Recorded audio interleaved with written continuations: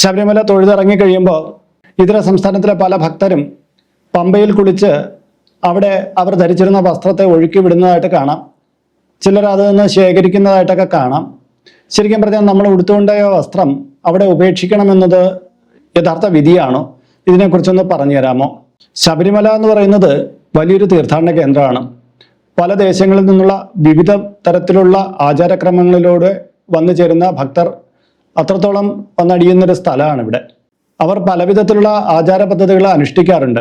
അതിൽ വന്നുപെട്ടിരിക്കുന്ന ഒന്നാണ് ഉടുത്ത വസ്ത്രം പമ്പയിൽ ഉപേക്ഷിക്കുക എന്നുള്ളത്. ദേവസ്വം ബോർഡിന്റെ ഭാഗത്തു നിന്നും തന്ത്രിയുടെ ഭാഗത്തു നിന്നും മേൽശാന്തിയുടെ ഭാഗത്തു നിന്നും എല്ലാം പറഞ്ഞിട്ടുണ്ട്, പമ്പയിൽ ഇങ്ങനെ വസ്ത്രങ്ങൾ ഉപേക്ഷിക്കരുത്.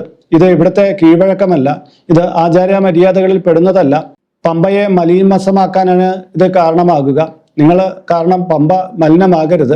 അത് ആ വസ്ത്രങ്ങൾ ശേഖരിക്കാൻ തന്നെ വളരെ പ്രയാസകരമാണ്.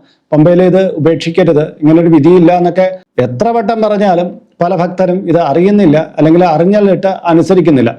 നമ്മളൊരു ഭക്തരാകുമ്പോൾ അവിടുത്തെ ആചാര മര്യാദകളെ കീഴ്വഴക്കങ്ങളെ അനുസരിക്കുക എന്നുള്ളത് പ്രധാനമാണ്. അല്ലാതെ ഏതെങ്കിലും അന്ധവിശ്വാസത്തിന്റെ പേരിൽ എന്തെങ്കിലുമൊക്കെ നമ്മൾ കാട്ടിക്കൂട്ടരുത്. പമ്പയിൽ നമ്മുടെ വസ്ത്രങ്ങൾ ഒഴുക്കണമെന്ന് യാതൊരു വിധിയും ഇല്ലാത്തതാകുന്നു. ആരൊക്കെയോ ചെയ്തത് മറ്റു പലരും അനുകരിക്കുന്നു എന്നാണ് തോന്നുന്നത്. എന്തായാലും നിങ്ങളത് ചെയ്യരുത്. കാര്യം അവിടെ അങ്ങനെ ഒരു ആചാരമില്ല എന്നുള്ളത് തന്നെയാണ് ഇതിന്റെ വാസ്തവം.